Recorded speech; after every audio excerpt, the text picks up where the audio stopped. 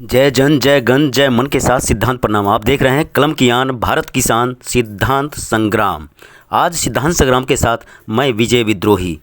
आज सिद्धांत संग्राम की टीम है international human right and crime control के चेयरपर्सन मोहित नमानी जी के उस सुंदर और संकल्पों के साथ, जिसमें कबीरदास ने ठीक ही कहा है कि कबीरा खरा बाजार में लिए लुकाठी हाथ, जो घर जा रहे आपनों चले हमारे साथ। सचमुच में जो मोहित नमानी जी का जो संकल्प है और जो समर्पण है, एक देशभक्ति के बैनर तले एक अपराध मुक्त और अमौलिक अधिकार जो लाइन में खड़े हर व्यक्ति को मिले, उस संकल्प के साथ बढ़ता हुआ उनका ऑर्गेनाइजेशन और वो सफ़र, जिस सफ़र के संपूर्णता के बैनर तले एक भारत दिख रहा है विश्व गुरु के रूप में।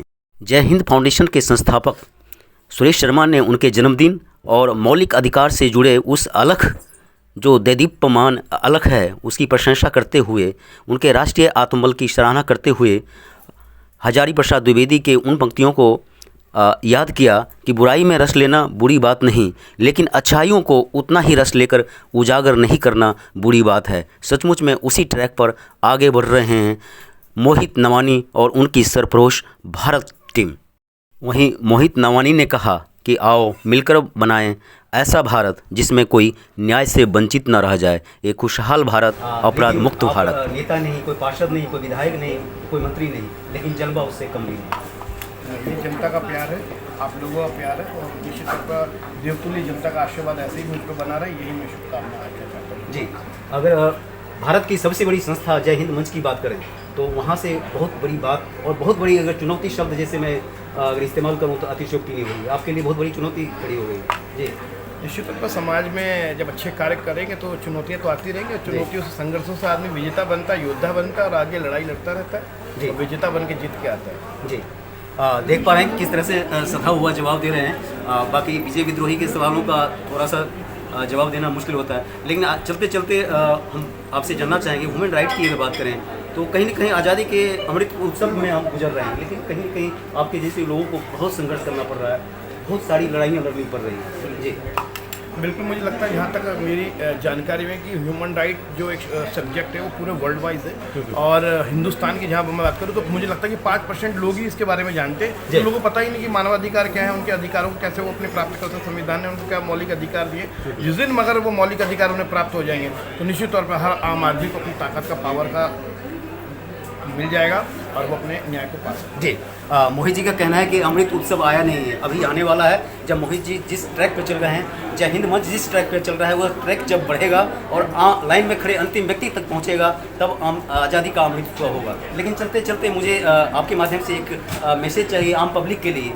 क्या एक मैसेज जो लाइन में खड़ा अंतिम व्यक्ति है और शिक्षित और शिक्षित के बीच में कहीं न कहीं वो कशमकश में फंसा हुआ है, तो उसके लिए एक मानवाधिकार की रक्षा और संरक्षण की अगर बात करें तो कैसे और क्या करें?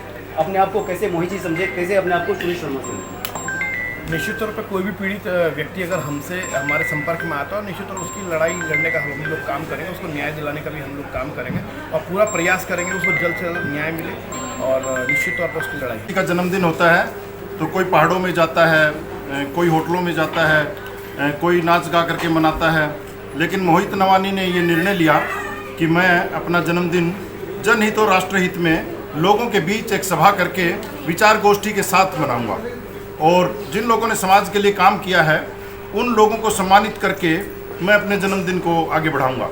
और उनके साथ दिया उनकी अंतर्राष्ट्रीय मानव अधिकार अपराध नियंत्रण संगठन और हिंदू महासभा ने, जिसको उन्होंने पाल पोस के बड़ा किया है।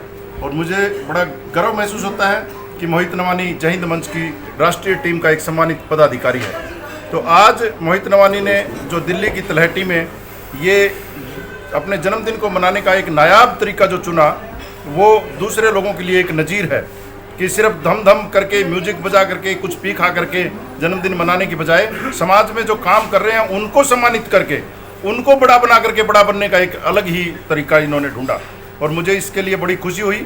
और आज इसमें भारत सरकार से गृह मंत्रालय की डायरेक्टर बहन चित्रलेखा शर्मा ने इनको आशीर्वाद देने का मन बनाया। हिंदुस्तान स्काउट एंड गाइड से कमिश्नर नवीन जहिंद आए, इसी जिले के सेशन जज जय भगवान जी की मौजूदगी रही और यहीं से 3 बार के विधायक कर्नल साहब की मौजूदगी रही और सबसे गरिमामय उपस्थिति रही जो अपनी फायर ब्रिगेड के डिप्टी चीफ हैं, राष्ट्रपति अवार्डी डॉक्टर धर्मपाल जी भारद्वाज, जिनके सीने पे आपको छनछनाते हुए मेडल दिखाई पड़ रहे हैं, वो इनको शाबाशी देने के लिए और इनके इस कार्यक्रम की वाहवाही करने के लिए यहाँ मौजूद रहे। मोहित जी को जन्म दिवस की बहुत बहुत शुभकामनाएं दे रही हूँ, बधाई देती हूँ। मोहित जी, आपका संगठन और आप दिन दोगुनी रात चौगुनी उन्नति करें और तरक्की के शिखर पर पहुँचे, मैं ये आपकी शुभकामनाएं देती हूँ। और रही बात अब अबला, कोई अबला नहीं है, सबला है। सिर्फ आपको अपना जो मोरल है उसको मजबूत करने की ज़रूरत है। मोरल को मजबूत रखिए और आगे बढ़ते रहिए। कोई आपके रास्ते में कोई व्यवधान कभी नहीं हो सकता।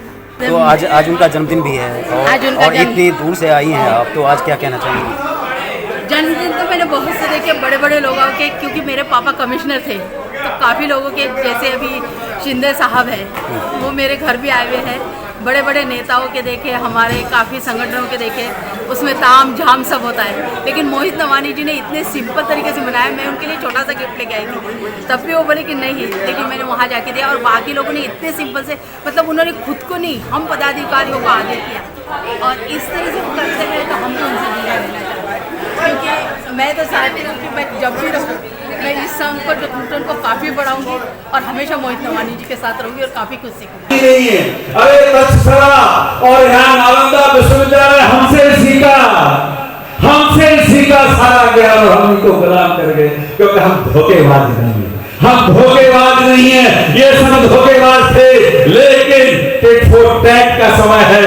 अब ये वो समय नहीं है कि इस पर भी मारा है, इस पर भी मार लो। इसलिए आपको घर से सिर अलग।